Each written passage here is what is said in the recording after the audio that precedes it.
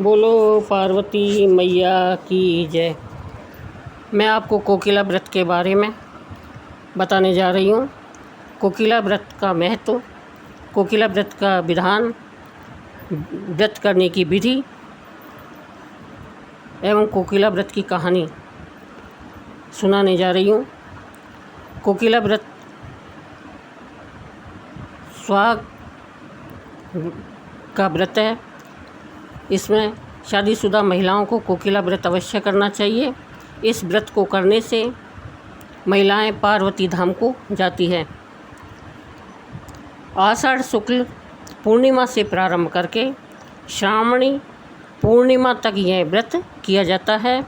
विशेषतया स्त्रियों को इस व्रत के करने से 7 जन्मों तक पुत्र, सौभाग्य और संपत्ति की प्राप्ति होती है। व्रत का विधान इस प्रकार है। आषाढ़ शुक्ल पूर्णिमा को शाम की समय स्नान आदि करके निम्न संकल्प करना चाहिए। मैं ब्रह्मचर्य रहकर कोकिला व्रत करूँगी। इसके पश्चात दूसरे दिन श्रावण मास की पड़वा को किसी नदी कुएं पर स्नान करके निम्न संकल्प करे।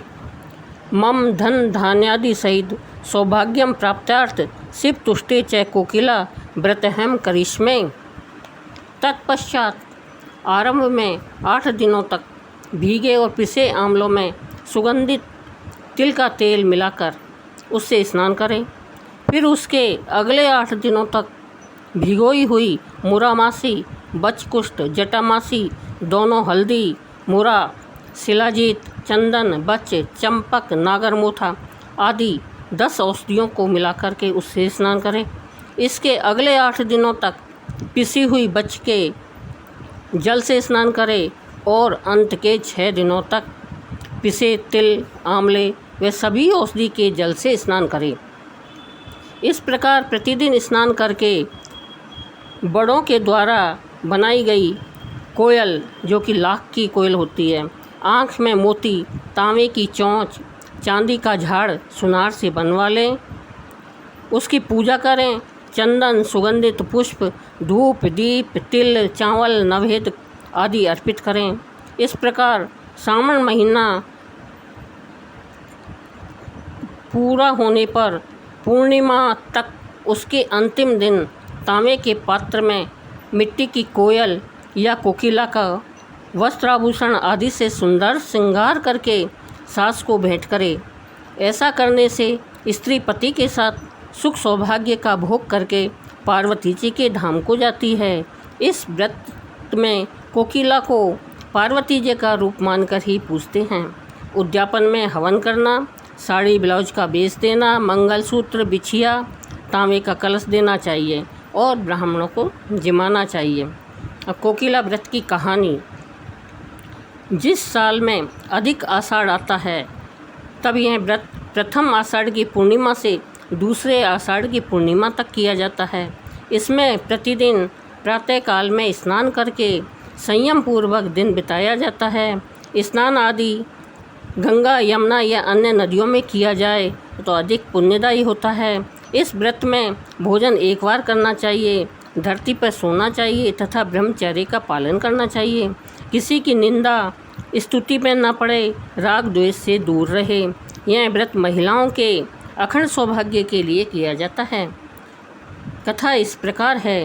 प्राचीन काल में दक्ष राजा ने महायज्ञ का आयोजन किया और सबको निमंत्रण भेजे। सभी देवताओं और ऋषियों में ऐसा कोई न था जिसको बुलाया न हो, परंतु उन्होंने अपने जमाई शिवजी को निमंत्रण नहीं दिया। दक्ष राजा की बेटी सती शिवजी की पत्नी थी। उन्होंने आकाश मार्ग से अनेक विमान जाते हुए देखे, जिसमें सभी देवगण अपनी पत्नियों के साथ बैठे थे। उन्होंने शिवजी से पूछा, प्रभु ये देवगण कहाँ जा रहे हैं? शिवजी ने बताया, तुम्हारे पिता के यहाँ यज्ञ महोत्सव है, उसी में शामिल होने के लिए जा रहे हैं। सती ने कहा, नाथ हमको भी वहाँ चलना चाहिए।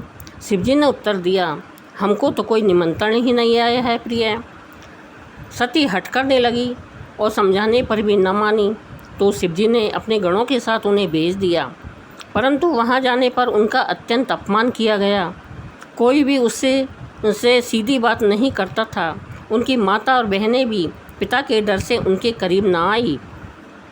यह देखकर दुखित सती वहीं अग्नि प्रकट कर भस्म हो गई। तो उनके साथ गए गणों ने यज्ञ का विध्वंस आरंभ कर दिया और उनमें से कुछ गण भागकर शिवजी के पास गए और समाचार सूचित किया। सती ने भस्म होने की बात सुनकर शिवजी अत्यंत क्रोधित हुए। उन्होंने दक्ष यज्ञ विध्वंस करने के लिए वीरभद्र के साथ अपने गणों को विशाल सेना भेजी। उन सब ने वहाँ विध्वंस प्रारंभ किया और दक्ष सहित उनके यहाँ आए हुए अनेक देवता मार डाले। किसी की भी आंखें फोड़ी, किसी के दांत उखाड़े। यह देखकर देवताओं ने विष्णु भगवान से प्रार्थना की। विष्णु भगवान ने प्रकट होकर कहा कि शिवजी को प्रसन्न करने का प्रयत्न करो। अब सब मिलकर शिवजी की आराधना करने लगे। देवताओं की आराधना से प्रसन्न हुए शिवजी प्रकट हो गए।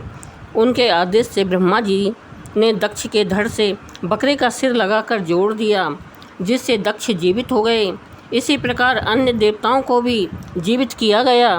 दक्ष को तो शिवजी ने माफ़ कर दिया, परंतु उन्होंने सती को शाप दिया कि वो उनकी आज्ञा न मानने के कारण 10,000 वर्ष तक कोकिला बनी हुई वन वन घूमती रहे। इस प्रकार सती 10,000 वर्ष तक कोकिला बनी रहकर फिर पार्वती के रूप में उत्पन्न हुई और ऋषियों ने आज्ञा अनुसार आषाढ़ के दूसरे मास भर व्रत रखकर शिवजी का पूजन किया। इससे प्रसन्न हुए शिवजी ने पार्वती के साथ विवाह किया, इसलिए इस व्रत का नाम कोकिला व्रत हुआ।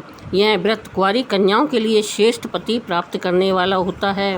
बोलो पार्वती मैया की जय।